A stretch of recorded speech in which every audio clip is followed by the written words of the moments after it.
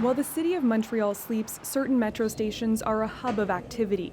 Inside, temp agency crews wait for workers to arrive. Paulo, whose name we've changed for his safety, says he was recruited at a metro station in September when a man walked up to him and offered him a job.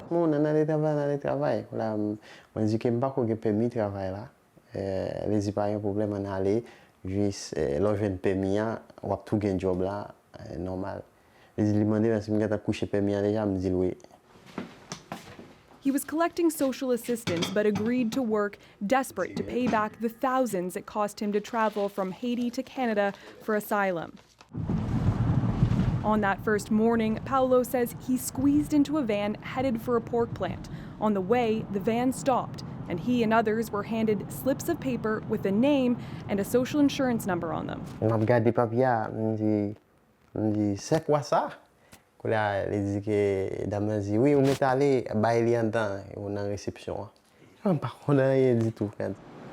$10 an hour cash is what the temp agency paid Paulo to work at Sherrington Meats.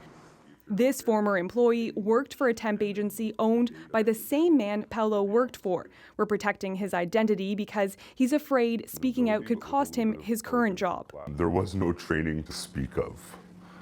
Basically, somebody would show you something once, and as long as you could kind of keep doing it, they would just keep pushing you to do it faster. That's exactly what Paulo says happened to him in October when he was assigned to work on a machine that slices fat off pork.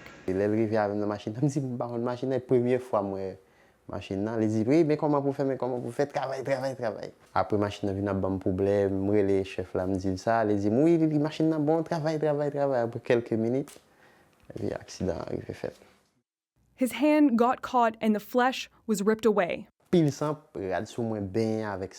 He was rushed to hospital and surgeons performed a skin graft. Now he struggles with everyday tasks. The president of the pork plant says he remembers the accident. That's the first time he says he found out that Paulo had been working illegally. J'espère que c'est juste un monsieur, parce que c'est pas dans mon intérêt de faire travailler des gens qui n'ont pas leur permis pour travailler. He insists, either way, that Paulo was properly trained. CBC News used a hidden camera to film the temp agency meeting up with workers one morning. We asked if they hire people without work permits.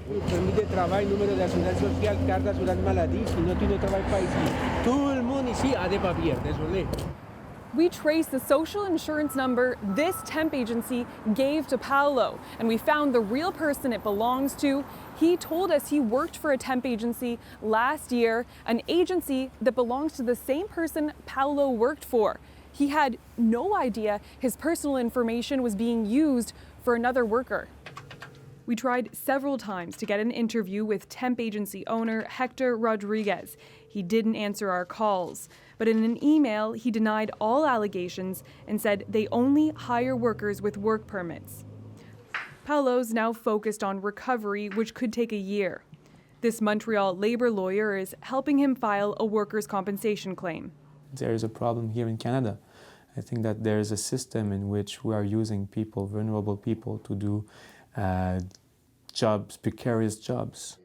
But the ordeal hasn't tainted Paulo's image of Canada. C'est pas Canada qui fait pas pays Canada qui fait ça, j'ai juste un accident. M'pas rien à reprocher avec Canada. Moi-même, j'ai premier pays du monde. A country that he hopes to work in legitimately one day. Jayla Bernstein, CBC News, Montreal. Asylum seekers are allowed to work in Canada. First, they have a medical examination. Then they can apply for a work permit and a social insurance number. The government says it normally takes 30 days to process a work permit application.